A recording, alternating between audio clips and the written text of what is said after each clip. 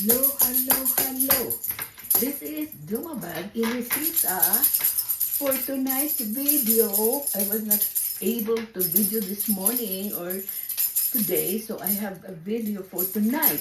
It's just like maglingaw-lingaw kita kay Patro karon. So kantahan ko kamo binisaya o pinagalog, sakot-sakot, saksak sinagol, bilingual, trilingual, or anything. So ito. Ito pa itong katahon, kabahin sa Pasko. Pasko na to. Ito lang ha, ito lang ang gamitan ko. Walang gitar eh, walang ukulele. Gloria in excelsis Dio, ang atong Ginoo na taon na sa pagpanubo sa atong tanan. Pagkatapon sa ninugayong tanawi, di atong pasungan sa baka, gialirungan o giawitan nilang tanan sa kalangitan.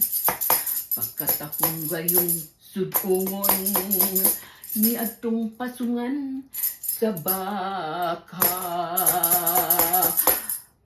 kagidadaan sa mga tulo kahari nga mga kayamanan ni atong pasungan sa baka na nagdala sa ilang mga gasa ni atong batang manunubos nga si Jesus.